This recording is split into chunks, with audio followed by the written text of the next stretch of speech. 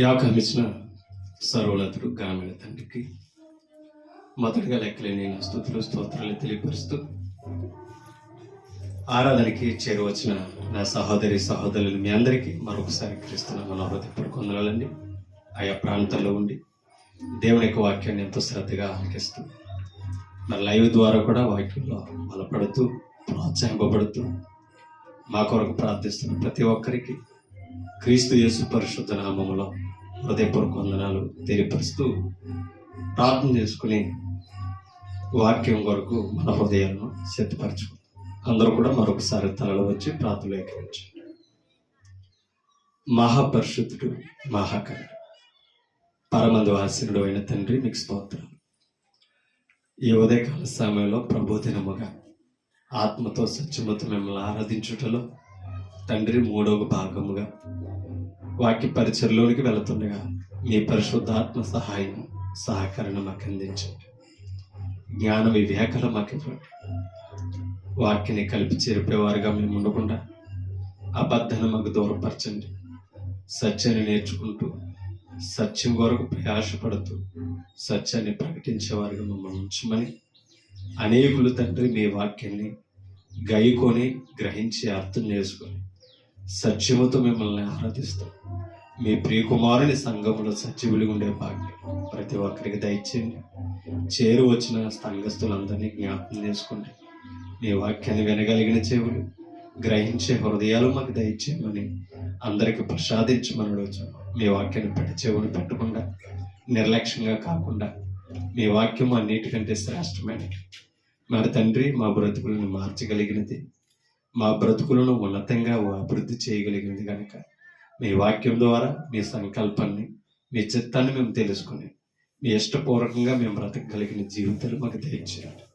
మరి తండ్రి, వాక్య పరిచర్లోనికి వెళుతుండగా మీ సహాయము సహకారం అందించి విలువైన మాటలు నేర్పించి ఈ దినము ఆరాధనలో మమ్మల్ని మరి ఎక్కువగా ఆత్మీయతలో బలపరచమని మైక్ శబ్దం ద్వారా వింటున్న వారిని, లైవ్ ద్వారా తండ్రి అనేక ప్రాంతాల్లోని మీ వాక్యాన్ని వింటున్న వారిని కూడా జ్ఞాపకం చేసుకొని బలపరిచి దీవించి ఆదరించమని ఘనత మహిమ ప్రభావాలు మీరు పొందమని యేసుక్రీస్తు పరిశుద్ధమైన నామమును బట్టి ఈ ప్రార్థన సమర్పించి వేడుకుంటున్నాం మా కన్న తండ్రి. ఆమేన్. అందరికీ వందనాలు. విలువైన దేవుని సంగతులు పరిశుద్ధ గ్రంథం నుంచి మనం నేర్చుకుందాం. దేవుడు మనకిచ్చిన భాగ్యం, ఆయన సన్నిధిలో ఆయన మాటలు విని ఆయన ఆరాధించగలిగిన భాగ్యాన్ని, యోగ్యతను దేవుడు మనల్ని ప్రేమించిచ్చాడు. దానిని సద్వినియోగం చేసుకోవాల్సిన అవసరం మనందరి మీద ఉంది. ఎప్పుడు కూడా మనం దేవుని సహాయానికి దూరం అవ్వకూడదు. దేవుని విడిచిపెట్టేవారుగా మనం ఉండకూడదు. ఎప్పుడు కూడా దేవుని కలిగి మనం జీవించాలి. దేవుని మీద ఆధారపడడం మనం నేర్చుకోవాలి. ఇవాళ సంఘం మనకి నేర్పిస్తున్నది అదే. దేవుని మీద ఆధారపడేవాడే భక్తుడు. దేవుని సహాయం కొరకు చూచేవాడే భక్తుడండి. అది మనం అర్థం చేసుకోలేదు. ఆ కోణం ఎక్కువగా దావీదులో కనబడుతుంది. కష్టాల్లో, శ్రమల్లో, వ్యాధుల్లో, బాధల్లో, ప్రాణ భయంలో కూడా ఏనాడు దేవుణ్ణి దావీదు మర్చిపోలేదు. అంటే ఒక భక్తుడు సమస్యలో దేవునికి మరీ ఎక్కువగా దగ్గర అవ్వాలని బైబిల్ చెప్తుంది. కనుక దేవుని సన్నిధికి చేరి దేవుని మాటలు వినే భాగ్యం మనకు దొరికినప్పుడు దానిని ఎప్పుడు మనం పోగొట్టుకోకూడదు. దానిని మనం కాపాడుకోవాలి. అది దేవుడు నరులుగా మనల్ని ప్రేమించి ఆయన బిడ్డలుగా మనకి ఇచ్చిన అవకాశమే. ఒక మాటని మీకు చూపిస్తాను చూడండి. కీర్తన గ్రంథంలోనికి మనం వెళ్తాం. కీర్తన గ్రంథము 141వ అధ్యాయంలోనికి మనం వెళ్తాం. కీర్తన గ్రంథము 141వ అధ్యాయము మొదటి వచనాన్ని చదువుతాం.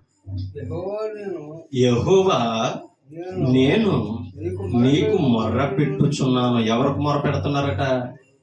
దావీదు. ఎవరికి మొర్ర పెడుతున్నాడు? అది మొర్ర పెట్టడం అంటే అర్థం ఏంటి? ప్రార్థన ద్వారా తన అవసరతని విన్నవించుకోవడం. ఓకేనా? యెహోవా, నేను నీకు మొర్ర పెట్టుచున్నాను, నా యొద్దకు త్వరగా రమ్ము. త్వరపడి రమ్ము. మీకు అర్థమైంది? అంటే ఎవరి దగ్గరికి రమ్మంటున్నాడో? దావీదు దగ్గరికి. దేవుని రమ్మని కాదు, ఆ సహాయము, ఆ కార్యం త్వరగా చేయమని. త్వరపడి రమ్ము, నా యొద్దకు త్వరపడి రమ్ము. నేను మొర్ర పెట్టగా నా మాటలకు చెవి యొగ్గుము. మీకు అర్థమవుతుందా? దేవా యెహోవా, నిన్నే ప్రార్థిస్తున్నాను, నా ప్రార్థన ఆలకించి త్వరగా నా యొద్దకు రా. ఓకేనా? త్వరగా నా యొద్దకు వచ్చి నేను పెట్టు మొరను నా మాటలకు చెవి యొగ్గు అన్నాడు. ఒకటే ప్రార్థిస్తున్నాడు, నా యొద్దకు తిరుగు, నా యొద్దకు రా అన్నాడు. 2, నా మాటలకి చెవి యొగ్గు అన్నాడు. ఏమైనా అర్థమైందా అమ్మా? అంటే ఆయన త్వరగా, అంటే ఈయన పక్షంగా ఉండాలన్నమాట. ఇప్పుడు ఎవరినైనా సహాయం అడిగామండి, సమస్య వచ్చిందండి, పిలవగానే రావాలి కదా. ఇది మీరే చేయగలరని చెప్పినప్పుడు పిలవగానే వస్తే పిలిచిన వాడికి ఒక అండ, అంటే పిలవగానే వచ్చారు, నాకు ధైర్యం, కార్యం జరుగుతుంది. ఓకేనండి? అలాగే చెవి యొగ్గు అని అన్నాడు, నా మొరలకు చెవి యొగ్గు అన్నాడు. అంటే అర్థం ఏంటి? నా మాటల విను అని. నా మాటలకి జవాబు, వినకుండా జవాబు ఎలా దొరుకుతుంది? ఇప్పుడు నేను ఏం చెప్తున్నాను మీరు వింటేనే కదా అర్థమవుతుంది, అవునే కదా? వినకుండా మీకు ఎలా అర్థమవుతుంది ఏం చెప్తున్నాను? అందుకనే ఏ వినుచున్నారో జాగ్రత్తగా చూసుకున్నాను యేసు ప్రభు చెప్పాడు. వినని దానిని అర్థం చేసుకున్నాను కదా, ఉపయోగపడే మాటలు అనుకోండి, యేసు ప్రభు అన్నాడు అది దైవం గురించి అనుకోండి, వినుట వలన విశ్వాసం కలుగును. అంటే మన భక్తిని, మన విశ్వాసాన్ని ఏం చేసుకుంటాం? బలపరుచుకుంటామని చెప్తాడు. ఓకేనా? అంటే ఇప్పుడు దావీదు ఎవరికి ప్రార్థిస్తున్నాడో, ఎవరికి మొర పెడుతున్నాడో, మొర అనగానే మనకు అర్థమవుతుంది ప్రార్థన. మొర అని అంటే అది గట్టిగా దేవుణ్ణి అడగడం అనమాట. మీకు అర్థమవుతుంది? మొర అనగా కేక, శబ్దం. అంటే ఇప్పుడు దూరంలో ఉన్న వారిని ఏం చేస్తాం మనం? జాయిగా మాట్లాడతామా? ఇప్పుడు పక్కన ఉన్న వారితో పెద్దగా మాట్లాడతామా? ఒకవేళ అలా మాట్లాడాలనుకో ఏమంటారు? నాకు ఇది సేవుడేం కదరా బాబు, జాయిగా మాట్లాడాలి. అది దూరంగా ఉన్న వారితో గుసగుసలు ఆడినట్టుగా జాయిగా మాట్లాడామనుకో అవతల వాడు స్పందిస్తాడా? స్పందించు. అంటే లెంతను బట్టి మన స్వరం పెరగాలి. అంటే దైవం దూరంగా ఉన్నాడు గనక అలాగని కేకలెత్తలేదు ఆకాశం వైపు కింద నుంచి. మీకు అర్థమైంది? మొరనగా అంత శబ్దంతో, మీకు అర్థమైంది? అంత ఎక్కువగా దేవుడిని సహాయం కోరుతున్నాడు దావీదు. అంటే ఎక్కువగా దేవునికి ఆ సమస్యను తెలియపరుస్తాడు. ఎప్పుడు మొర పెడుతున్నాడు అని అంటే ఒక మాట మీకు చూపిస్తాను. 70వ కీర్తనలోనికి మనం ఎప్పుడు మొర పెడుతున్నాడు దావీదు? 70వ కీర్తన 5వ వచనాన్ని మనం చదువుతాం. దావీదు ఎప్పుడు మొర పెడుతున్నాడు ఇక్కడ చెప్తున్నాడు. కాదండి, 70వ కీర్తన 5వ వచనం, నేను శ్రమల పాలై. మీకు అర్థమవుతుంది? అంటే ఇప్పుడు దావీదు ఎక్కడ ఉన్నాడో? శ్రమల్లో ఉన్నాడు. అనేకుల ద్వారా శ్రమల పాలయ్యాడట. ఎవరు? దావీదు. శ్రమల పాలై అంటే అర్థం ఏంటి? నలిగిపోయాను అని అంటున్నాడు అనమాట. నేను అనేక శ్రమల పాలై దీనుడినైతే, అంటే తగ్గించబడితే, దేవా నన్ను రక్షించుటకు. ఎంత అద్భుతమైన మాట అండి. ఇందాక కూడా అదే పదం చెప్పాడు, త్వరపడి నా యొద్దకు రానని అన్నాడు. ఎందుకు త్వరగా రావాలి నా దగ్గరికి? నన్ను రక్షించాలి నువ్వు అంటే. దావీదుకి అర్థమైపోయింది దేవుడు ఎవరో, రక్షించేవాడు ఎవరో అర్థమయ్యి అనేకుల చేత శ్రమ పడుతున్నప్పుడు, మీకు అర్థమవుతుందా? అనేకుల చేత శ్రమపడి దీనుడుగా ఉన్నప్పుడు దేవుని సహాయం కోరుతాడు. దావీదు ఎవరు? రాజు, అవునా? ఆయన తెలుసుకుంటే ఎంతమంది సైన్యం ఉంటారు? ఓకేనా? అంటే సైన్య సహాయం కోరతలేదండి దావీదు. ఎవరి సహాయం కోరుతున్నాడు? ఎందుకంటే కీర్తనలో దావీదు మరొక చాట అన్నాడు, నా ఈటే నా బల్యము నాకు విజయాన్ని ఇవ్వతాం. ఓకేనా? గొలియాతును కొట్టినప్పుడు కూడా, గొలియాతుని చంపడానికి వెళ్ళినప్పుడు కూడా దావీదు ఏమన్నాడు? యుద్ధము నాది కాదు. అంటే దాని అర్థం ఏంటి? వెళ్ళేది నేనైనా నా ద్వారా కార్యం చేసేది ఎవరు?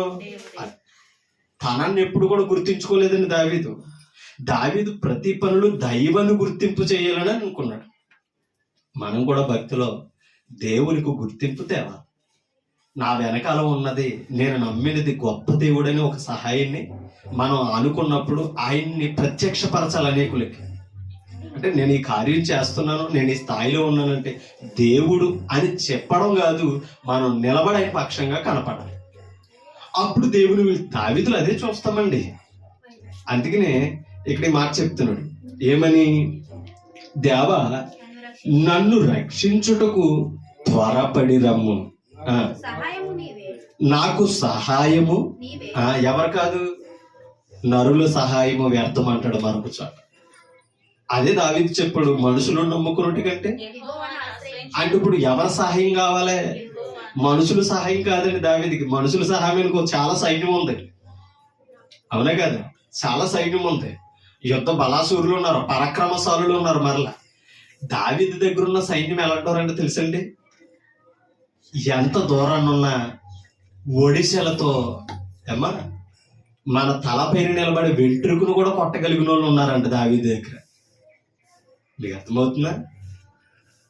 కనుచూపు మేరలో, అంటే దాని అర్థం కనుచూపు మేర అంటే మన కను దృష్టి ఎంత దూరం వెళ్ళిపోద్దో అంత దూరం కనపడతారు అందరూ మనకి.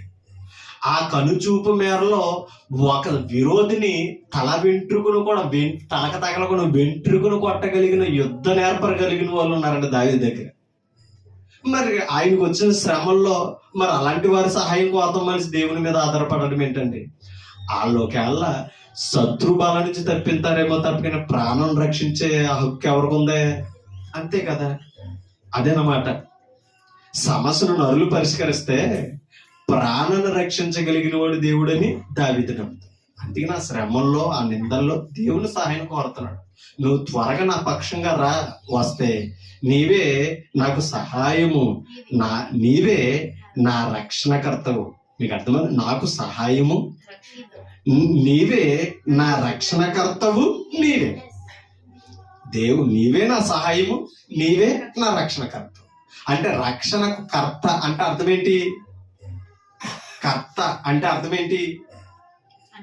నీవే నా రక్షణ కర్త అన్నాడు. అంటే అర్థమేంటి? రక్షణ నీవే. మీకు అర్థమైందా? కర్త అంటే అన్నిటికీ మూలం ఆయనే. అసలే నా ప్రాణం తప్పించవలసిన వాడు నువ్వే, ఇంకెవరో. గత్యంతరము అని అంటాం కదా, మనకి ఇంకే గత్యంతరము లేదండి. దావీదు ఆయదే కోరుకుంటున్నాడు, నీవు తప్ప వేరెవరు నాకు లేదు, నా రక్షణకర్తవు నీవే యెహోవా, ఆలస్యము చేయకుమే. అబ్బా, అసలు ఆ దైవ సాహంగారకు కంగారు చూడండి. యెహోవా ఆలస్యం చేయకు, ఆలస్యం చేస్తే నా శత్రువులు ప్రబలుతున్నారు. నీకు అర్థమవుతుందా?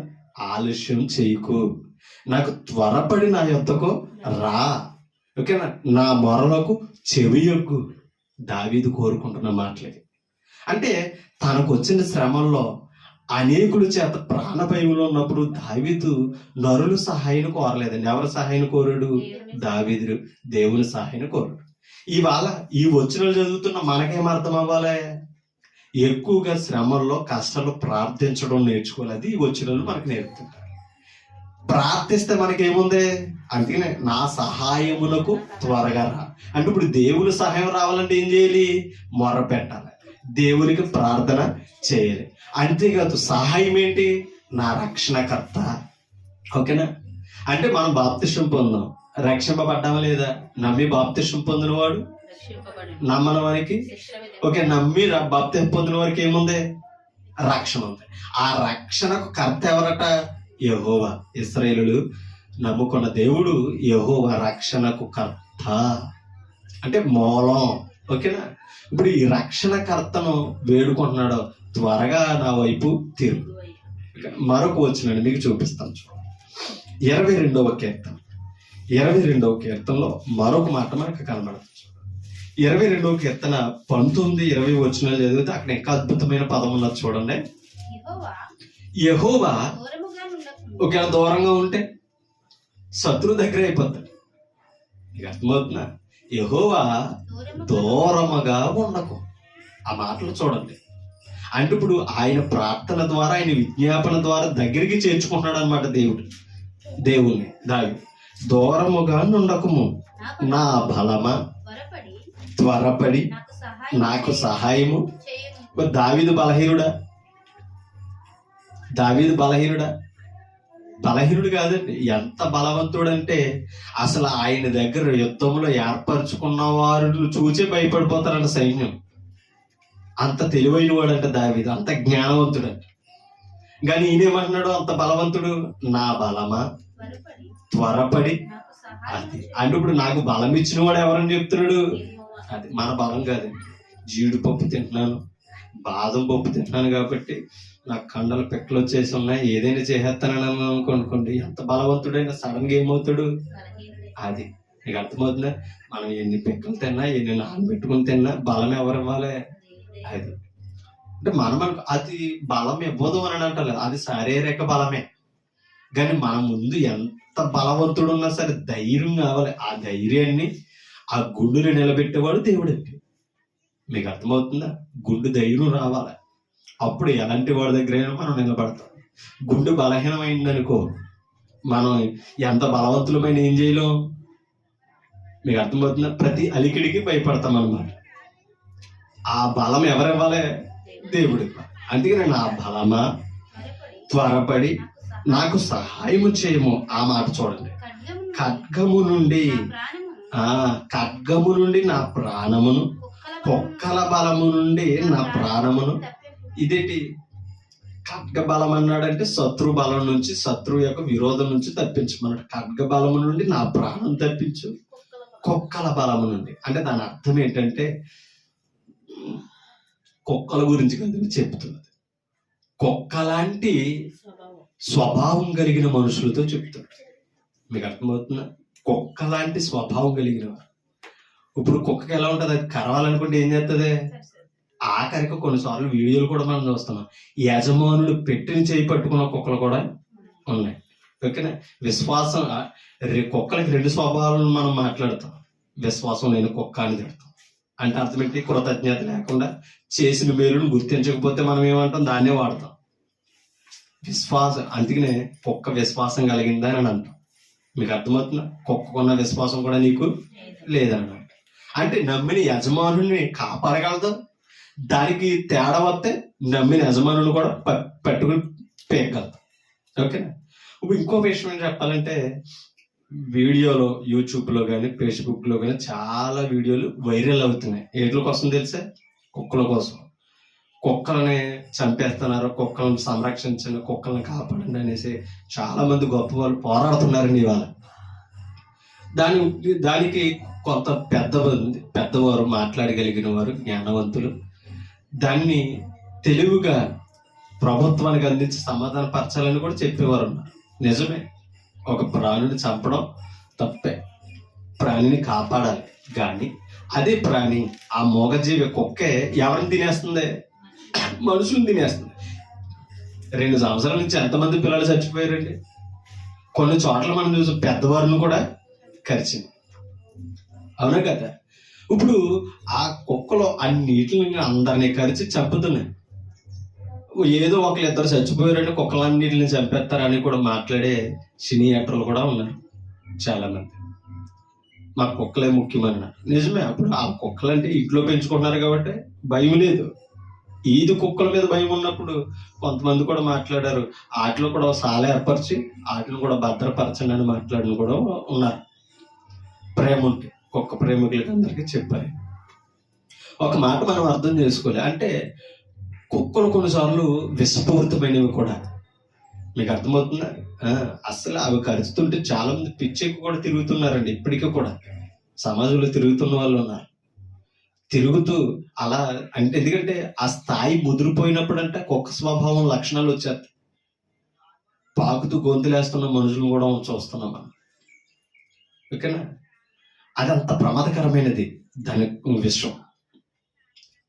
అదే కాదట, కుక్క కానీ, పిల్లి కానీ, కోతి కానీ, గబ్బిలి కానీ కరిచినా కూడా అదే స్వభావంలోనికి వెళ్తాం.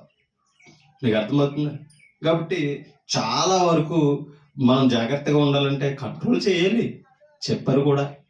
ఓకేనా? ఎందుకంటే కుక్క కంటే విలువైన వారు ఎవరు అని అంటే మనుషుడే. మనుషులు తర్వాతే ప్రాణులు. అవునా కాదు?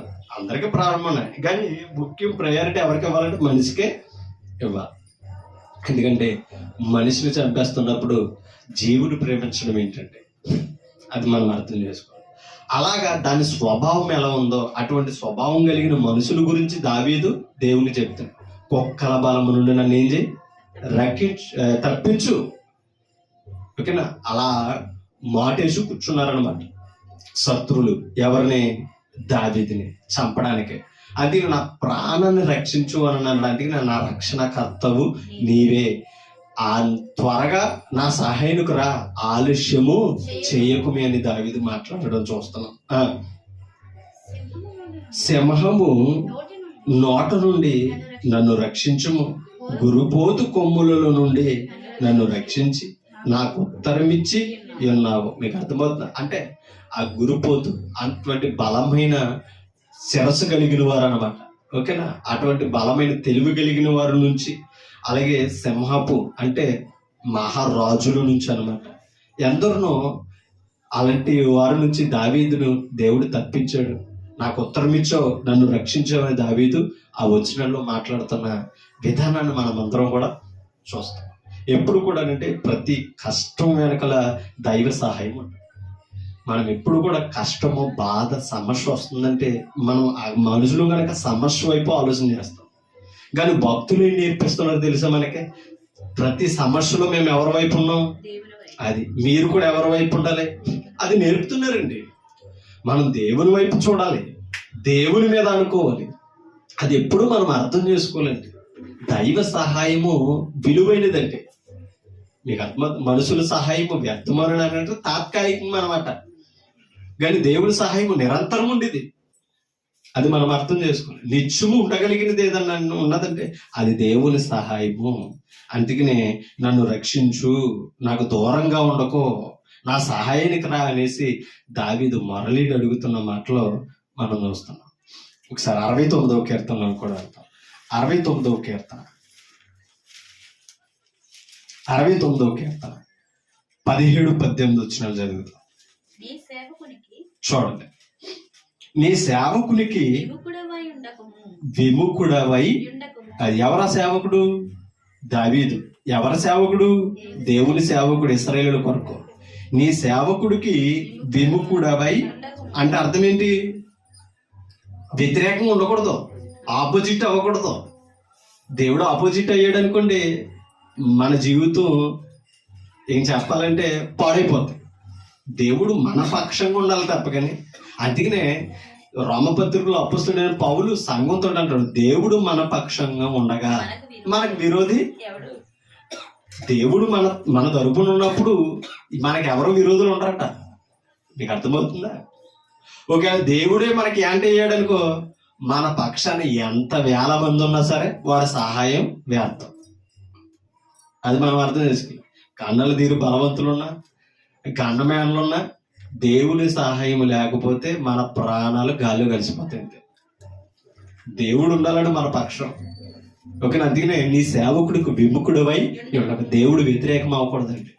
దేవుడు మనకు అనుకూలంగా ఉండాలంటే ఆయనకు అనుకూలంగా మనం బ్రతకాలి. ఆయన చెప్పిన విధంగా మనం వర్తిల్లాలి. ఓకేనా? నాకు విముఖుడివై ఉండకము, నేను ఇబ్బందులోనున్నాను, త్వరగా నాకు ఉత్తరమిమ్ము. ఇప్పుడు ఇబ్బందులు, ఎటువంటి ఇబ్బందులు? దావీది ఎప్పుడు చచ్చిపోతాడో తెలీదు, అటువంటి ఇబ్బందులు ఉన్నాడు. ఆయనకి ఏమైనా రోగం వచ్చా, వ్యాధి వచ్చా? కాదండి. ఎవరు చంపేస్తారో తెలియకున్నంతమంది శత్రువులు ఉన్నారు దావీదికి. ఇన్ని ఇబ్బందుల్లో ఎవరి సహాయాన్ని కోరుతున్నాడో, ఎవరి మీద అనుకుంటున్నాడో అదేంటి భక్తుడుకున్న జ్ఞానం, తెలివి అంటే అదే. బలంతో ఒక సైన్యాన్ని ఎదుర్కొన్నప్పుడు సైన్యాన్ని ఏర్పరచుకున్నాడు, సైన్యాన్ని కూడా బలపరుచుకున్నాడు. తెలివైన వారిని, పరాక్రమశాలులు ఉన్నారు. కానీ వారికంటే తెలివైన వాడు, వారికంటే బలవంతుడు ఎవరు?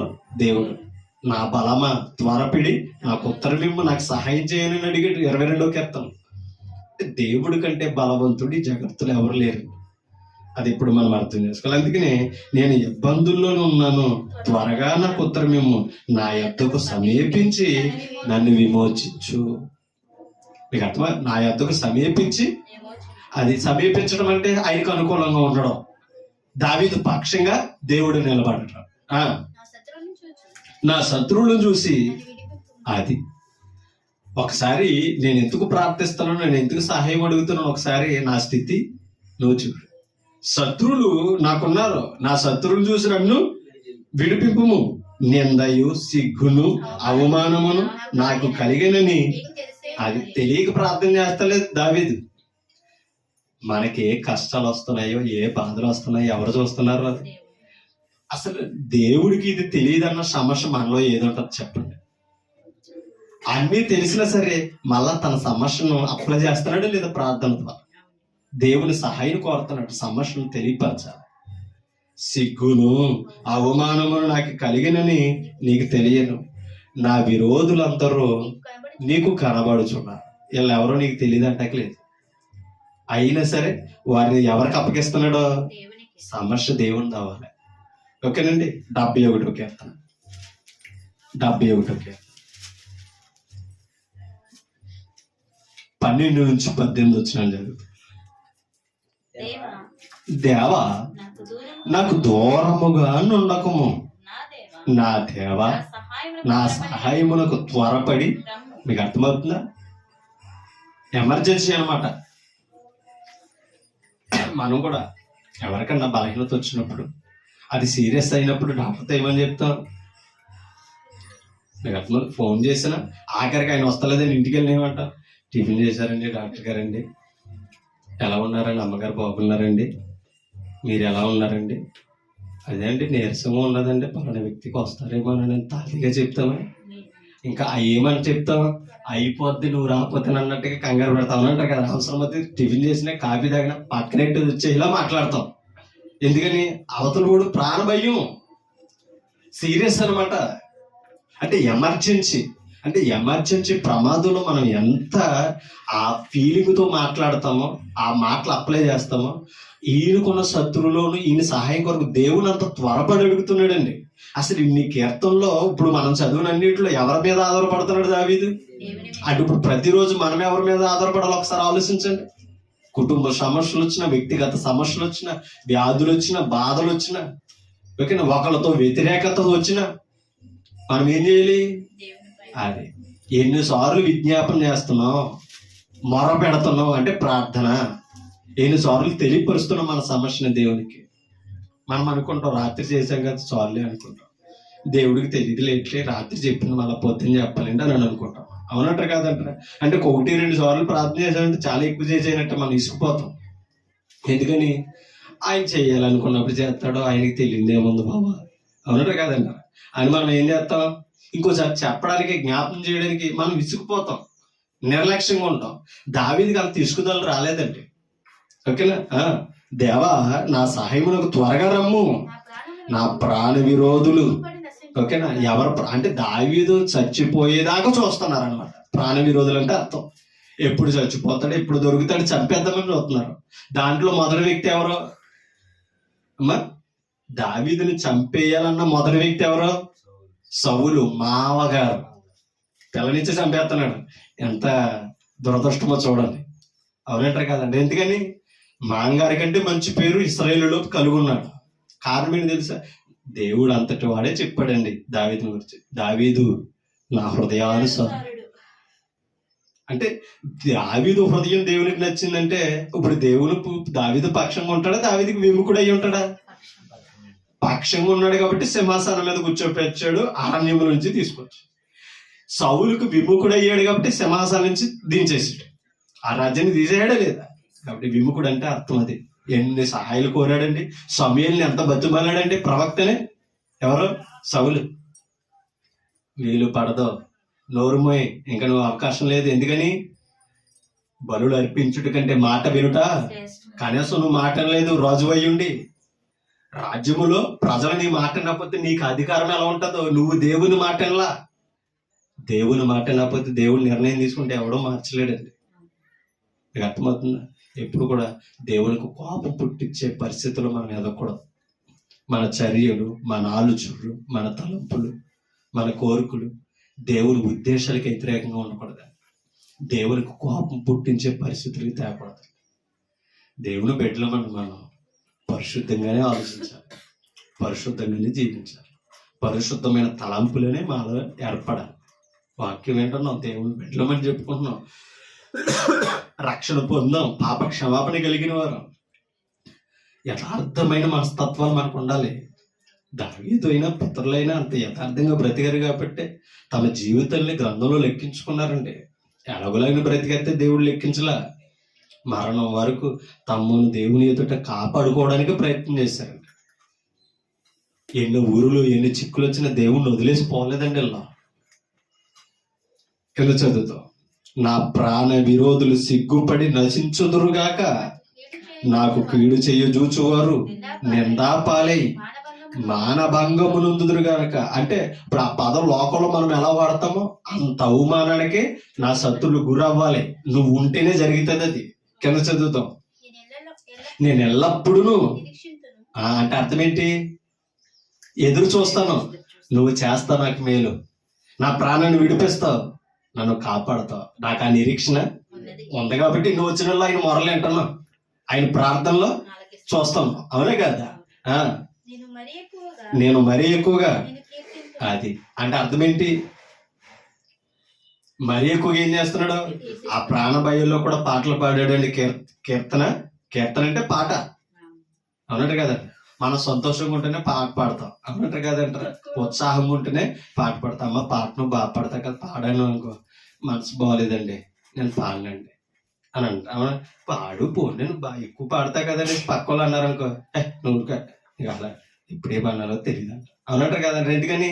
మనసు బాగోలేదు. ఏమో ఇంటికాడ ఎవరు అన్నారు పాపం. మనసు బాగోలేనందుకే పాట పాడతాం మానేస్తున్నాం అని అంటే, మరి ప్రాణ భయంతో ఉన్నప్పుడు దేవుని ప్రార్థన చేస్తున్నాడు అంటే ఎంత మనసు ఉండాలండి అది. వాక్యం అనే పాటలు పాడి దేవుని సహాయాన్ని కోరుకుంటున్నాడంటే అసలు వాళ్ళ హృదయాలు ఎంత దృఢపరుచుకున్నారు చూడండి. మరీ ఎక్కువగా నిన్ను కీర్తింతును, నీ నీతిని, నీ రక్షణను నా నోరు దినమెల్లా మాట్లాడుతున్నాడు, పాట పాడుతున్నాడు అన్నమాట. ఆయన నీతిని, ఆయన రక్షణను నా నోరు దినమెల్లా వివరించును. అవి నాకు అది నీకు అర్థమవుతుందా? అవి నాకు ఎన్న సంఖ్యమే కావు. ప్రభువైన యెహోవా యొక్క బలత్కార్యములను బట్టి నేను వర్ణింప మొదలు పెట్టేదను. అంటే ఆయన చేసిన బలమైన కార్యాలను బట్టి నేను వర్ణించడానికే పైనదే చెప్పాడు కదా, ఏమని? నీ నీతిని, రక్షణను నా నోరు దినమెల్లా ఆ వివరణ ఏంటో చెప్తున్నాడు ఇక్కడ. ప్రభువైన యెహోవా యొక్క బలత్కార్యములను బట్టి నేను వివరింప మొదలు పెట్టేదను. నీ నీతి మాత్రమే, చూడండి, నీ నీతిని మాత్రమే, అది నా నీతిని కాదు. ఇప్పుడు ఒక మనుషుడు గొప్ప కార్యం చేశారంటే ఎంత పొగుడుతారండి, ఎంత బట్టబయలు చేస్తారండి. ఓకేనా? ఒక రాజకీయ వ్యక్తి గొప్ప పని చేసాడనుకో, క్రోళ్ళు ఎన్నిసార్లు వేసేస్తారండి. అవునే కదా? ప్రతి మీడియాలో ప్రతి దాంట్లో క్రోళ్ళు వేస్తారంటారు లేదా? ఇప్పుడు మొబైల్ టెక్నాలజీ వచ్చిన తర్వాత ప్రతి చిన్న వీడియోలో చిన్న చిన్న స్కిప్లు వేసేస్తూ ఉంటారు. ఎమ్మెల్యే గారు ఏం చేశారు తెలుసా, ఎంపీ గారు ఏం చేశారు తెలుసా అని. అవునంటారు కదంటారా? అలా వాయించేస్తారన్నమాట. ఎందుకని? ఆయన చేసిన చిన్నదైనా అందరికి తెలియాలి, గొప్ప మనసు ఉన్నవాడని ప్రజలందరి ముందుకు తీసుకురావాలని. మరి అటువంటి ఇన్నాళ్ళు మనం బ్రతికించి మన జీవితాన్ని కార్యాలవుతున్న దేవుణ్ణి ఎంత ప్రకటిస్తున్నాం, పక్క వారికి ఎంత చాటుతున్నాం, ఆయన మేలు ఎన్నిసార్లు పొగుడుతున్నాం, వివరిస్తున్నాం. అది దావీదు చెప్పే మాటలు. కింద చదువుతాం, దేవా బాల్యము నుండి అసలు ఆ జ్ఞానం చూడండి ఎప్పటి నుంచి నేర్చుకున్నాడంటే ఈయన. బాల్యము నుండి ఈయన ఎలా నేర్పించాడు? బాల్యము నుండి నీవు నాకు బోధించావు అన్నాడు. ఎలా బోధించాడు ఆయన? మీకు అర్థమైంది? బాల్యం నుండి ఎలా బోధించాడు? 116వ కీర్తన, 116వ కీర్తన బాల్యం నుండి ఎలా బోధించాడో చెప్తున్నాడు.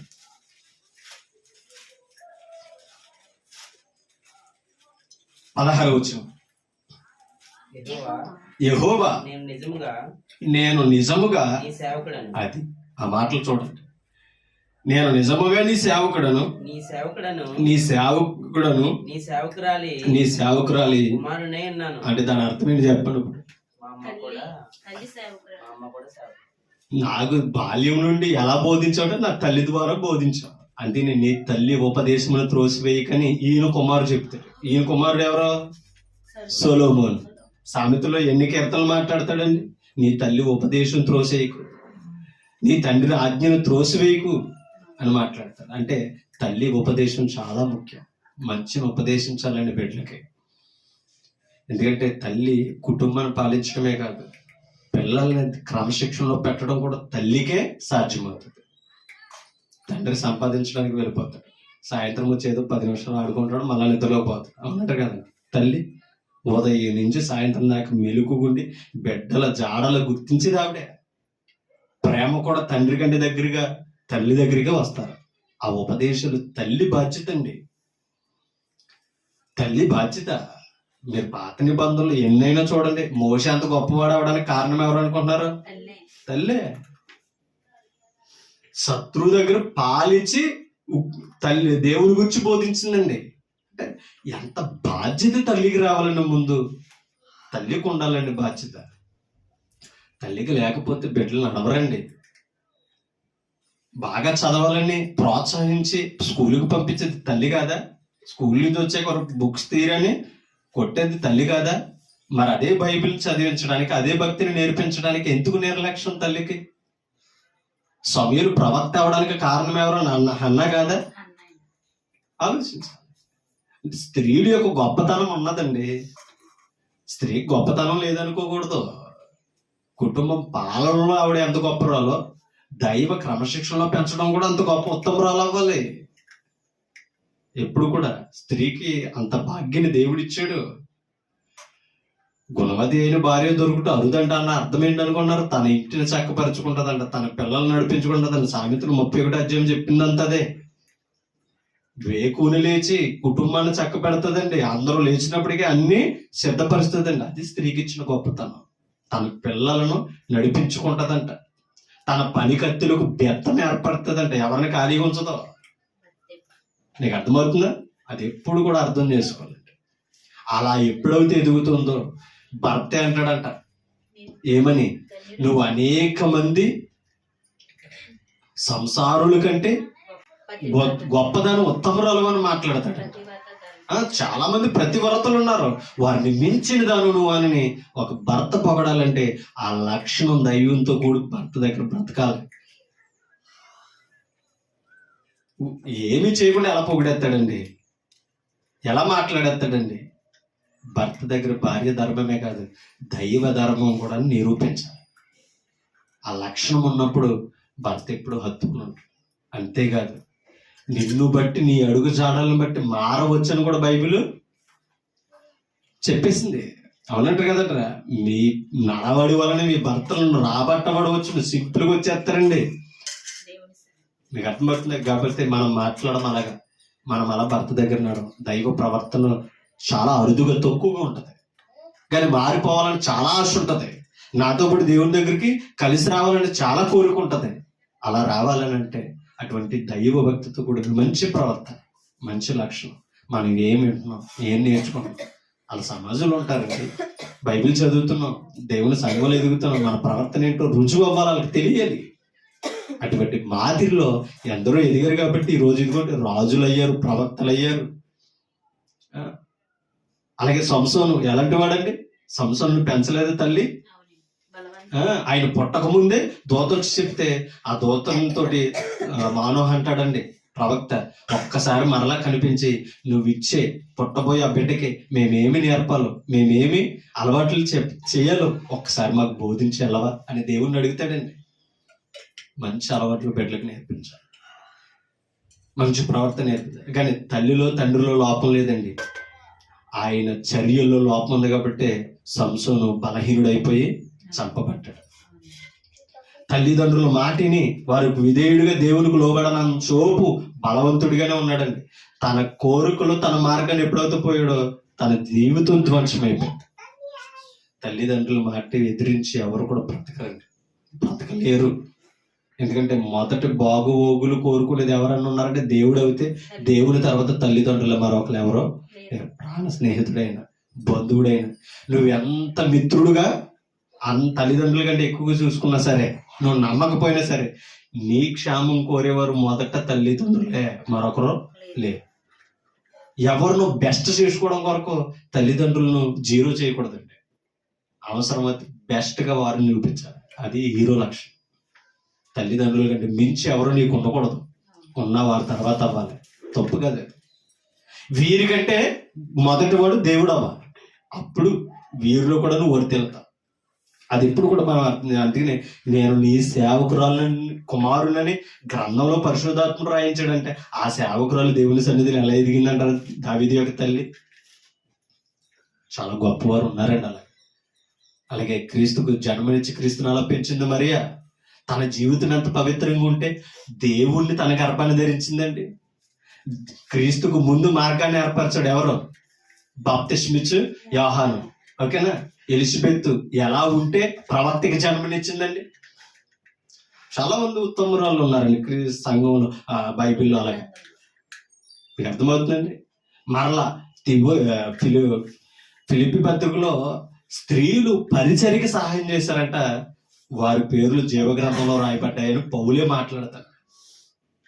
ఎక్కడ స్త్రీలు దేవుని పరిచర్యలో బలహీనులు పనికిరారని అక్కడ బైబిల్ చెప్పలా, కానీ పరిస్థితులను బట్టి ఎలా నడవాలో, సంఘానికి ఎలా విధేయులు అవ్వాలో, మనకు అప్పగింపు పనుల్లో జ్ఞానంతో ఆలోచించి నడవాలి. విలువ ఉందండి స్త్రీకి, వాక్యం ఎరిగి ప్రవర్తించాలి. ఓకేనా? అందుకే నేను ఈ సేవకురాలు కుమారుణ్ణి. ఒక్కసారి 71వ కీర్తనకు మరలారండి. 17 వచనం. దేవ బాల్యము నుండి నీవు నాకు బోధించుచూ వచ్చితివి, ఎంతవరకు నీ ఆశ్చర్య కార్యములు నాకు తెలుపుతూనే అంటే బాల్యం నుంచి నేర్చుకున్నాడు కాబట్టి ఏం చేయగలుగుతున్నాడు? దేని తెలియపరుస్తున్నాడు? ఆశ్చర్యమైన కార్యాలు. అంటే మనుషులు ఎవరో చేయలేని దేవుడు నా జీవితంలో చేశాడని చెప్పి వివరిస్తున్నాడు. అవునట్టు కదా? తెలుపుచూనే వచ్చి తిని దేవా వచ్చు తరమునకు నీ బాహుబలమును గూర్చి పుట్టబో వారికి నీ శౌర్యమును గూర్చి నేను తెలియజెప్పినట్లు తలనెరిచి వృద్ధుడునై యుండు వరకు నన్ను విడువకు. ఎంత అద్భుతమైన పదం అండి. యెషయా గ్రంథంలో అదే అంటాడు, ఓ ఇశ్రాయేలు ముది నువ్వు వచ్చి సంక పెట్టుకుని ఎత్తుకునేవాడుని. ఎంత అద్భుతమైన పదం అంటే. ముసలి వయసులోకి మనం వెళ్తే ఇవాళ ముద్దాడుతున్నాం, మన పిల్లలు అసహించుకుంటారు రేపు. అవునట్టు కదంటారు. ఆత్మ అలా నీకు సేవ చేయలేకపోతున్నావు అని అంటారు మన పిల్లలే. ఇప్పుడు చక్కగా ముద్దాడు కౌగిట్లో పెట్టుకున్నాం, గుండెల మీద పడుకోబెట్టుకున్నాం. రేపొద్దు నా వయసు అయ్యాక వారు ఎలా మాట్లాడతారో, వారి పరిస్థితులు ఎలా మారిస్తాయో మనకే తెలియదు. కానీ ఆయన చెప్తున్నాడు, వృద్ధాప్యం వచ్చే వరకు నాకు బలం ఉంచు, బలంతో నీ మాటలు చెప్తూనే నేను ముగించు, నాకు అనుమయ్యాలి. ఒకసారి ఆలోచించండి. అది చాలా అసలే ఆయన ఎక్కడ వరకు తన జీవితాన్ని పునాది వేసుకున్నాడు ఒకసారి ఆలోచించాలి. నేను మరలా నీ ఆశ్చర్యకార్యాలు మాట్లాడుతున్నాను, ఇదేమో ఇప్పుడు తీసుకెళ్ళిపోతావేమో, వచ్చే తరాన్ని కూడా నేను గురించి చెప్పినట్లు నన్ను ఉంచు. ఇంకో రాజ్యాన్ని వశపరుచుకుంటాను, నన్ను బ్రతికించానని అంటారా? ఇంకో రాజ్యాన్ని బలపరుచుకుంటానని చెప్తారా? వచ్చే తరానికి నిన్ను గురించి, నీ కార్యాలను గురించి, నీ సౌర్యముని గురించి నేనేం చేయాలి? తెలియపరచాలి. అలా తెలియపరిచినట్లు తల నెరిసి వృద్ధుడని అయ్యే వరకు అంటే నువ్వు ఎంత ఆయుష్కాలం ఇస్తావో అంత ఆయుష్కాలం నీ పనిలో ముగించే వరకు నన్ను జ్ఞాపకం చేసుకో. అదే భరోసా ఇశ్రాయేలుకి ఇచ్చాడండి. ముదుము వచ్చే వరకు నిన్ను చంక పెట్టుకుని మోయువాడును నేనే. నీ తల్లి అయినా మర్చిపోతుందేమో ఇశ్రాయేలు, నేను కన్నవారైనా మర్చిపోతారేమో, నేను అలా మర్చిపోయేవాడిని కాదు, అలా విడిచిపెట్టేవాడిని కాదు. అర్థం చేసుకో, అంత గొప్ప దేవుడు మనకున్నాడండి. ఆ పితరులందరూ ఆయన కార్యాలు చెప్పడానికి, ఆయన మహిమను ప్రకటించడానికి చూశారండి. మన జీవితంలో ఎన్ని కార్యాలు చేస్తున్నాడని దేవుడు చేయలేదా? అమ్మా చేయలేదా? మన జీవితంలో ఎన్ని కార్యాలు చేశాడండి. ఒక విషయం చెప్తాను, ఇప్పటికి మనం ఏ పదం వాడతాం? ఏం చేశాడండి దేవుడు అంటాం. అవునంటారు కాదంటారా? చాలా సింపుల్గా మాట్లాడతాం. సమస్య వచ్చినప్పుడు, ఇబ్బంది వచ్చి ఏమి చేయలేదండి దేవుడు.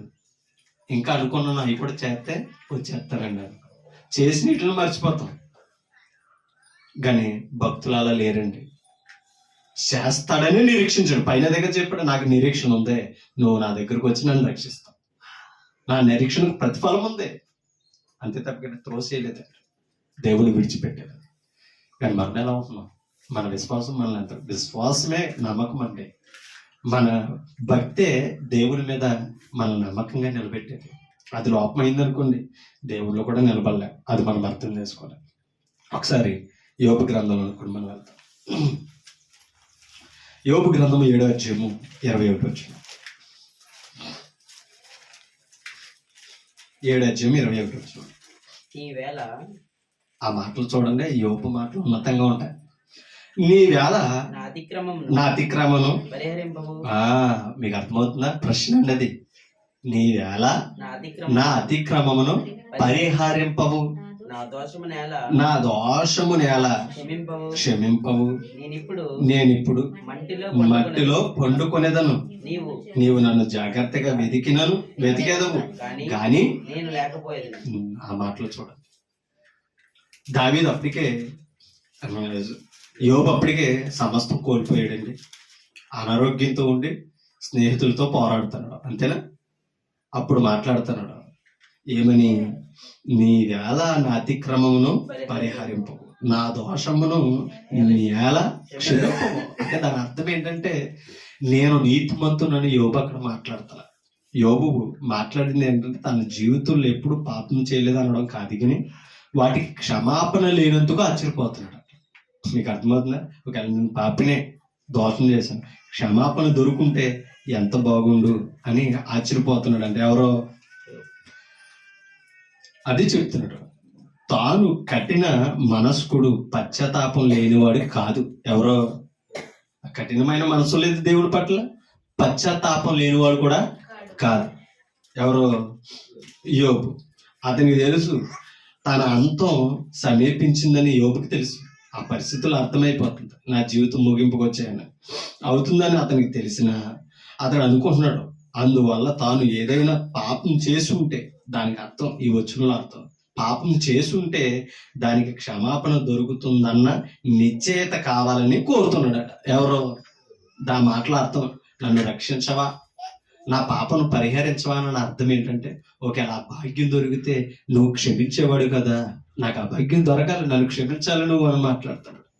ఎందుకంటే ఆ మాట చూడండి, నా అతిక్రమం నేల పరిహరింపవు, నా దోషము నేల. అసలు యోబుకున్న మనసు ఏంటి తెలుసండి? ఎంత జాగ్రత్త పరుడు తెలుసు దేవుళ్ళలోనే. ఒక పదం మీకు చూపిస్తాను. యోబు గ్రంథం 1వ అధ్యాయం 5వ వచనం. వారి విందు దినములు. ఎవరు విందు దినములు? యోబు యొక్క కుమారులు. ఎందుకంటే ఐశ్వర్యం, ఆ యోబు ఊజు దేశంలో అంత ఐశ్వర్యవంతుడు, ధనవంతుడు మరొకరు లేడట. వారి వింది కార్యములు పూర్తిగాక యోబు తన కుమారులు పాపము చేసి తమ హృదయములలో దేవుని దూషించరేమని. ఎక్కడ? అదే ఎక్కడ? ఆ వింది కార్యక్రమంలో, ఆ ఉత్సాహములో, ఆ మొత్తులు ఏం మాట్లాడతారో తెలియదు కదా. అలా ఈయన ఊహ చూడండి. ఆ వింది కార్యాలు ముగించినప్పుడు అంటే కుమారులు కుమార్తెల పక్షంగా ఏం ఆలోచిస్తున్నాడు? వారు చూడండి ఏమని, తన కుమారులు పాపము చేసి తమ హృదయములలో దేవుని దూషించరేమో అని వారిని పిలువనంపించి వారిని పవిత్రపరిచి, అంటే వేకున అరుణోదయమున లేచి వారిలో ఒక్కొక్కరి నిమిత్తమే దహన బలి అర్పించుచు. అదేంటి యోబు యొక్క జాగ్రత్త. మీకు అర్థమవుతుందా? ఎంత జాగ్రత్త పడో చూడండి. ఎక్కడ పాపం చేశారేమో, చేశారని క్లారిటీ కాదు అది. హృదయాలను దేవుడు దూషించుంటారు. ఎందుకంటే మద్యపానం, మీకు అర్థమవుతుందా? ఈ ఎంజాయ్మెంట్లు ఎలా ఉంటాయి ఇప్పుడు, దేవుణ్ణి ఏమంటారో కూడా తెలియదు. సంతోషంగా ఉన్న కాడికి వెళ్ళి వాక్యం చెప్పండి, వినకపోవచ్చు. దుఃఖంలో ఉన్న వారికి వెళ్ళి వాక్యం చెప్పండి అంట, ఆ దుఃఖం వారిని దేవుని వైపు నడుపుతుంది. ఆలోచించండి. అందుకనే ఆ సంతోషంలో ఎవడేం మాట్లాడతాడో తెలియదు. ఓకేనా? అలా దూషించారేమో, పాపం చేశారేమని యోబు ఆలోచించి ఒక్కొక్కరి నిమిత్తం అరుణోదయం బలిపీఠం దగ్గరికి తీసుకెళ్ళి ఒక్కొక్కరి నిమిత్తం ఏం చేశాడంట? ఆ పాపాల కొరకు, ఆ హృదయ కోరికల కొరకు బలి అర్పించుకుంటూ వచ్చాడంటే ఎవరు? యోబు. అంత జాగ్రత్త పడు 7:21 వచనంలో ఏం మాట్లాడుతున్నాడండి? నీ వేళ నా పాపము పరిహరింపవు, నా దోషములను నేల క్షమింపవు. అంటే దాని అర్థం ఏంటంటే నేను నీతిమంతునని చెప్తలేదు, ఉంటే నన్ను క్షమించే దేవుడు నువ్వు క్షమించాలి కదా. ఆ భాగ్యం దొరుకుంటే ఎంత బాగుందని యోబు ఆనాడే కోరుకున్నాడండి. ఇంకో విచిత్రం చెప్పడం, యోబు ఏదైతే కోరుకున్నాడో అది ఇవాళ మనం అనుభవిస్తున్నాం తెలుసండి.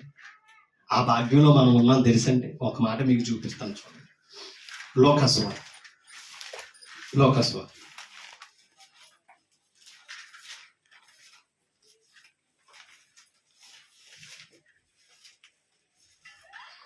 లోకస్వార్త 24 ఇచ్చి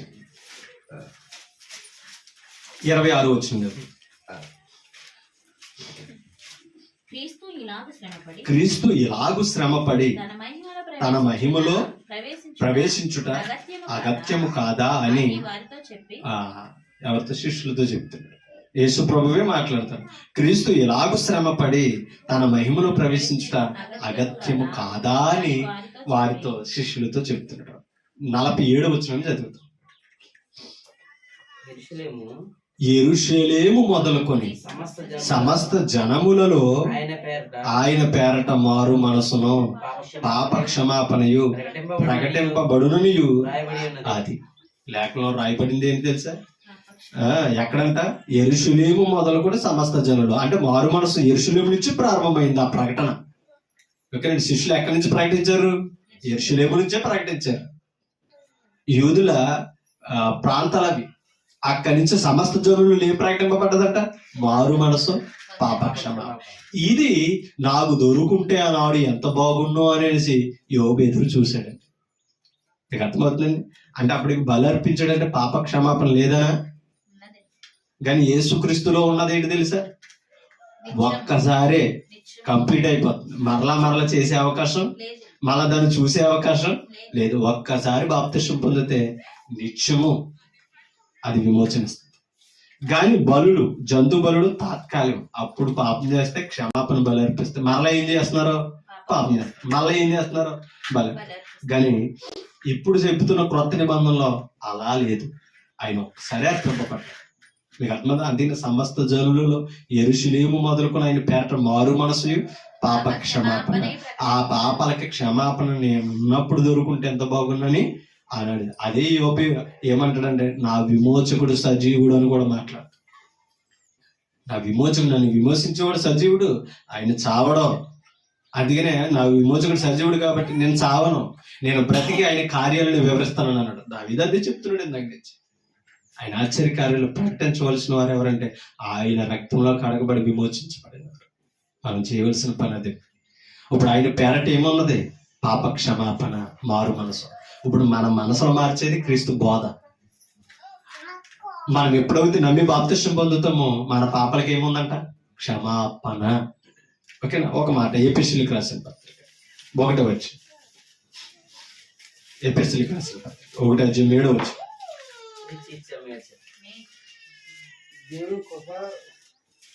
దేవుని కృపా మహాదైశ్వర్యమును బట్టి. నీకు అర్థం? దేవుని కృప అంటే అర్థం ఏంటి? కృప అంత విస్తారమైనదని అంట. ఓకేనా? ఐశ్వర్యం అంటే కృప దేవుని దగ్గర. నీ కృప మహాదైశ్వర్యమును బట్టి ఆ ప్రియుని యందు. ఆ ప్రియుడు అంటే ఎవరు? యేసుక్రీస్తు. దేవుని కృప మహాదైశ్వర్యమును బట్టి. ఆ ప్రియుడు అనగా ఎవరిని పెట్టొచ్చు? ఇప్పుడు చదవండి. ఆ క్రీస్తుని యందు ఎవరి రక్తం? ఆ క్రీస్తు రక్తము వలన మనకు అది. మీకు అర్థమైందా? ఇప్పుడు క్రీస్తు శ్రమపడి 3వ దినం లేచి తన మహిమలో ప్రవేశించుట అగత్యం అన్నాడు, చూసారా? అదనమాట. ఓకేనా? ఆ క్రీస్తునందు ఆయన రక్తము వలన మనకేముంది? అందుకనే రక్తం గార్చాలి కాబట్టి సిలువెక్కాడు. చేతకాక కాదు, క్రీస్తు కార్యం చేస్తాడు సమస్త మానవాళి ప్రజల విమోచన కొరకు. అందుకని చెప్పాడు ఏమని?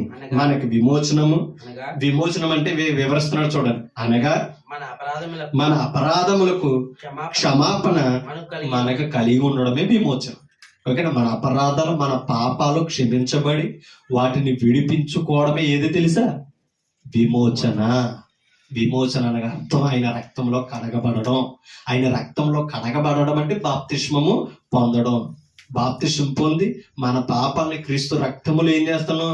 కడుక్కొని పవిత్రంగా తిరిగి లేస్తున్నాం. ఓకేనా? పాపాలను శరీరాలను సమాధి చేసి తిరిగి ఏం చేస్తున్నాం? సజీవులుగా లేచి పరిశుద్ధులుగా తీర్చబడి ఆత్మీయ స్థితిని పొందుకుంటున్నాం. ఆ భాగ్యం క్రీస్తు రక్తంలో ఉంది. 1 యోహాను పత్రిక 1వ అధ్యాయం 1 యోహాను పత్రిక 1వ అధ్యాయం 9వ వచనం. మన పాపములను మనం ఒప్పుకొని ఎడల ఆయన నమ్మదగిన వాడును. అది నమ్మేవాడి తప్ప నమ్మక ద్రోహం చేసేవాడు కాదు. ఇంకో విషయం చెప్పనా, నమ్మక ద్రోహం చేసే వాళ్ళ దగ్గరేమో నమ్మకంగా ఉంటాం. ఓకేనా? ద్రోహాల నుంచి పాపాల నుంచి విమోచించేవాడి దగ్గరికేమో మనమే దోషులుగా ఉంటాం. ఆయన నమ్మం. ఎవరు నమ్ముతాం? అందరినీ నమ్ముతాం, దేవుడు తప్ప. ఆఖరికి మోసం చేసేవాడు మన పక్కన ఉన్న ఆయన కూడా నమ్ముతాం, ఆయన నుంచి విడిపించేవాడిని తప్ప. ఉన్నట్టు కదంట. వాళ్ళందరూ ఒకవేళ నన్ను కూడా మోసం చేయొచ్చేమని తెలిసే దావీదు ఎవరికి మొరపెట్టాడు? ఎవరి సహాయాన్ని కొరకు చూచాడు? ఎవరిని త్వరపడి రమ్మన్నాడు? ఎవరు ప్రార్థన యొగ్గి నాకు సహాయం చేయమన్నాడు? ఆయన మోసం లేనివాడు, నమ్మదగిన వాడని రుజువుపరుచుకున్నాడు కనుకనే ప్రార్థనలతో ఆయన మీద బలవంతుడైనా సరే, యుద్ధ నేర్పడైనా సరే దేవుణ్ణి తోసేయదు. మనం బలహీనులు, ఏది మన వల్ల అవుతుంది, ఏం చేయగలము? అయినా సరే మనం దేవుని మీద ఆధారపడడంలో విఫలమైపోతాం. అది మనం అర్థం చేసుకోవాలి. యోబు అదే చెప్పాడు, ఆయన నమ్మదగిన వాడు. మన పాపాలను ఒప్పుకుంటే, నాకు క్షమాపణ ఉంటే నేను ఒప్పుకుంటాను, నేను కడుక్కుంటానని యోబు అడిగాడండి. ఆయన నమ్మదగిన వాడును నీతిమంతుడును గనుక ఆయన మన పాపములను క్షమించి సమస్త దుర్నీతి నుండి మనలను పవిత్రులుగా. ఎంతకంటే గొప్ప దేవుడు ఎవరు ఉంటారండి? ఎంతకంటే గొప్ప దేవుడు ఎవరు ఉంటారండి? సమస్త దుర్నీతిని అంటే అర్థమేంటి తెలుసా? మన జీవితంలో ఎన్ని రకాల పాపాలు ఉన్నాయో అన్ని రకాలని కడిగా. మళ్ళీ ఈ కొన్ని అవి కడగలడు, ఈ కడగలేడు అంటాకేమి సమస్త దుర్నీతి నుంచి. కానీ మనం ఏం చేయాలి? ఆయన పాపం చేశాడు ఒప్పుకుంటే ఆయన నమ్మదగిన వాడు, నీతిమంతుడు కనుక కంప్లీట్ చేయగలడు, తుడిచి తీసేయగలడు. కాబట్టి మనం ఒప్పుకోవాలి. ఒప్పుకునే మనస్సాక్షి మనలో ఉండాలి, కప్పుకోకూడదు. అందుకనే తన అపరాధములను తన అతిక్రమములను దాచిపెట్టువాడు వర్ధిల్లడు అని దావీదు చెప్పాడు. దాచుకోకూడదండి, విడిచిపెట్టాలి. ఓకేనా? మనం అర్థం చేసుకోవాలి. అంటే దావీదు చెప్పాడు. ఒక మాట మీకు చూపించి నేను ముగింపైపోతాను. కీర్తన 141వ కీర్తన మొదటి వచ్చిన ఒకసారి మనం చదువుతాం. చూడండి. యెహోవా, నేను నీకు మొర్రపెట్టుచున్నాను, నా యొద్దకు త్వరపడి రమ్ము. నా యొద్దకు త్వరపడి రమ్ము, త్వరగా రా అని అడుగుతున్నాడు అనమాట. ఎమర్జెన్సీ. ఒకసారి 38వ కీర్తన 22 వచ్చు. 38వ కీర్తన 22 వచ్చు. 38:22. రక్షణకర్తమైన నా ప్రభువా నా సహాయమునకు. ఆ మాటలు చూడండి. రక్షణకర్తమైన నా ప్రభువా నా సహాయమునకు త్వరగా నన్ను రక్షించడానికి, నా ప్రాణాన్ని విడిపించడానికి త్వరగా రామని, నా యొద్దకు తిరుగని దావీదు అడుగుతాను. ఓకే, ప్రార్థనకు చెవులు పెట్టు అన్న పదంలో ఒకసారి 4వ కీర్తన మొదటి వచనం. 4వ కీర్తన మొదటి వచనం. నా నీతికి ఆధారముకు దేవా నేను మొర్రపెట్టినప్పుడు. అది వారు ప్రార్థన చూడ. నేను ప్రార్థించిన వెంటనే నా ప్రార్థనకు నువ్వేం చేయి? చెవియకు. ఉత్తరం ఇవ్వడం అంటే సమాధానం చెప్పడం, సమస్యకి పరిష్కారం చేయడమే ఆయన ఉత్తరం ఇవ్వడం. నేను మొర్ర పెట్టినప్పుడు నాకు ఉత్తరమిమ్ము, ఇరుకులో నాకు విశాలత కలగజేయువాడు నీవే, నన్ను కరుణించి నా ప్రార్థనను అంగీకరించు. 5వ మొదటి వచనం. యెహోవా నా మాటలు. అసలు ఎలా ప్రార్థన చూడండి, దేవునికి ఎలా అప్లై చేస్తున్నారు. యెహోవా నా మాటలు చెవిలు పెట్టు, నా ధ్యానము మీద. అది అంటే ధ్యానం అంటే అర్థం ఏంటి? ప్రార్థన. ధ్యానిస్తున్నాడు అనమాట. ఓకేనా? నా ధ్యానం మీద లక్ష్యం ఉంచు. నేను ఎంత ప్రార్థిస్తున్నాను, ఎంత మొరపెడతాను, నా ధ్యానం మీద లక్ష్యం ఉంచు. నా రాజా నా దేవ నా ఆర్తధ్వని ఆలకించుము. నిన్నే నిన్నే నిన్నే దేవుణ్ణి అడగాలండి. నిన్నే ప్రార్థించుచున్నాను యెహోవా, ఉదయమున నా కంఠ స్వరము నీకు వినబడును. ఎప్పుడు తెల్లారుతుందో సమస్యను చెప్దామని చెప్తున్నాడు దాని. ఓకేనా? ఎప్పుడు తెల్లారుతుందో క్యారేజ్ ఎట్టుకుని వెళ్దామని మనం చూస్తాం, అవునంటే కదండి. ఎప్పుడు తెల్లారుతుంది ఎలా ఆదివారం పార్టీకి వెళ్దామని మనం చూస్తాం. ఎప్పుడు తెల్లారుతుందా రేపొద్దున ఫంక్షన్, అవునంటే కదండి. కొత్త చీర కట్టుకుని వెళ్ళి అందరికీ చూపించారు, కొత్త బట్టలు వేసుకుని కొత్త షూ వేసుకుని కొత్త బండి కొన్నాడు అందరికీ చూపించారు, అవునా కదా. ఏదన్నా న్యూస్ ఉంటే అందరికీ పరిచయం చేయడానికి చూస్తాం. ఇలా ఆదివారం ఆరాధించి నేను దేవుని గురించి చెప్పాలని అని అనుకుంటామా? అసలు ఆ ఆలోచన మనకు రాదండి, అవునా. అది అన్నాడు, నా కంఠస్వరము ఉదయమున నీకు వినబడును. ఉదయమున నా ప్రార్థన నీ సన్నిధిని సిద్ధము చేసి కాచి ఉంచుతును. ఎంత సిద్ధం చేసుకున్నాడు చూడండి తన మనసుని. ఓకేనా?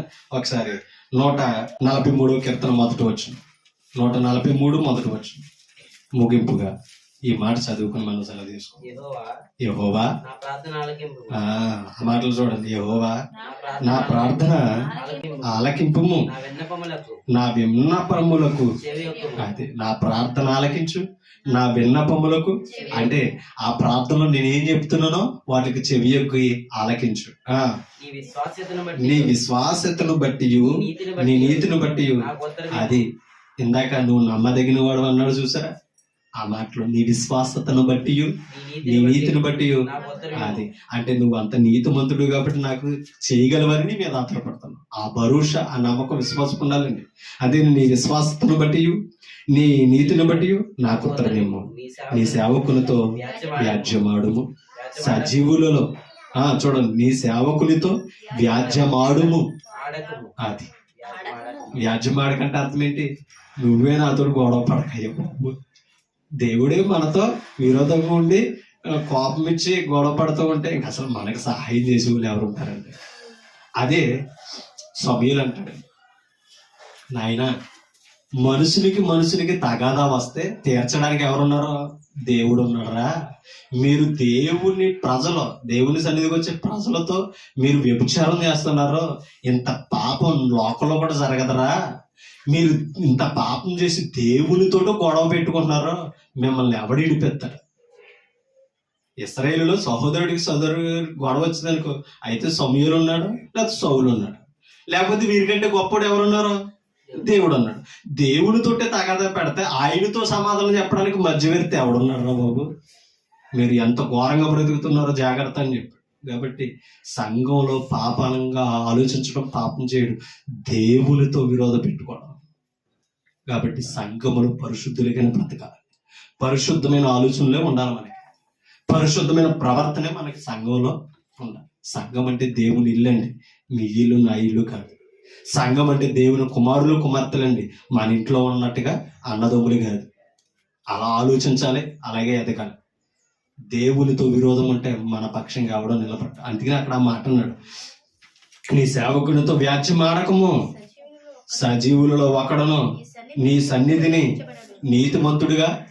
ఒకవేళ నువ్వే గనక అలా ఉంటే గనక నేను నీ ముందు నీతిమంతుడు కాలేనయ్యా. ఎవడనో నీతిమంతుడిగా. సజీవులు ఎవరు? బ్రతుకున్నవారు సజీవులు అంటాం. మరి క్రీస్తులో బ్రతుకున్నవారు ఎవరు? పాప క్షమాపణ పొందిన వారు సజీవులు, పాపం ఉన్నవారు మృతులు. ఓకేనా? సజీవులలో ఒకడో ఆయన లోపం పెట్టు చూడాలనుకుంటే గనక, మీకు అర్థమవుతుందా? ఆయన గురి పెట్టి చూస్తే ఎవడో నీతిమంతుడు ఉన్నాడట. అలా చూసిన వారి గురించి చెప్తున్నాడు రోమపత్రిక. నీతిమంతుడు లేడు, ఒక్కడో లేడు. ఆయన నీతిమంతుడిగా చేయడానికి లోకానికి వచ్చాడు. ఆయనలో ఉండి కూడా నేను నీతిమంతుడు అని చెప్పుకోవడానికి సిగ్గుపడుతున్నామని అంటే ఇంకా పూర్తిగా మన హృదయాన్ని దేవునికి అప్పగించలేదు. అందుకని ఇక్కడ ఓ మాట అన్నాడు, నాకు ఉత్తరం ఇప్పుడు దేనిని బట్టి? నీ విశ్వాసతను బట్టి, నీతిని బట్టి. విశ్వాసతను బట్టి, నీతిని బట్టి. విశ్వాసం దేని వల్ల కలుగుతుంది? వాక్యం. సత్యం అంటే ఏది? వాక్యం. నీతి అంటే ఏది? వాక్యం. ఇప్పుడు ఆయనకు సమాధానం, ఆయన ఉత్తరం ఎలా ఎత్తున్నాడు అనుకున్నారు? వాక్యం ద్వారానే మనకు ఉత్తరం ఇచ్చాడు. వాక్యం ద్వారానే దేవుడు మనకు సమాధానం పరిచాడు. కాబట్టి నమ్మకంగా ఉందాం అండి. దావీదు తన జీవితాన్ని ఎప్పుడు దేవుని విడిచిపెట్టలేదు. ఆఖరికి బత్షెబా విషయంలో పాపం చేసినప్పుడు కూడా దేవుని విడిచిపెట్టలేదు. మరీ పశ్చాత్తాపన కోరు మనుషులు లోపల దేవుని దగ్గర మనం ఒప్పుకొని యథార్థమైన జీవితాలు కలిగి బ్రతకాలి. అంతేకాదు ఆ, దావీదు కూడా యుద్ధానికి వెళ్ళినప్పుడు నువ్వు ఈ సైన్యాన్ని లెక్క పెట్టొద్దంటే లెక్క పెట్టి మరలా పాపం చేస్తాడు. దావీదు చేసింది శారీరకంగానే కదా, ఆత్మీయమైన పాపాలు కూడా ఉన్నాయి. నువ్వు ఈ సైన్యాన్ని లెక్క పెట్టకుండా వెళ్ళి అంటాడు. అయినా ఏం చేస్తాడు తెలుసా? బలిష్ఠులు ఎవరో బలవంతులు ఎవరో లెక్క పెట్టి వేరు చేస్తాడు. అక్కడ దేవుడు అవిధేయుడిగా జీవించాడు కదా. కాబట్టి ఒక విషయం మనం అర్థం చేసుకో, దేవునికి వ్యతిరేకంగా ఎప్పుడూ ఆలోచించకూడదు. దేవుడు మనకు అప్పగించిన పని నమ్మకంగా చేద్దాం, దేవుని పట్ల నమ్మకంగా ఉందాం. దేవునికి విరోధమైనది ఏదైనా ఉంటే తెలిసినప్పుడు మనం విడిచిపెట్టుకుని సరిదిద్దుకొని బ్రతకాలని నన్ను నేను హెచ్చరించుకుంటాను, మిమ్మల్ని హెచ్చరిస్తాం. ఓపిక మీ అందరికీ హృదయపూర్వక వందనాలని. Thank you.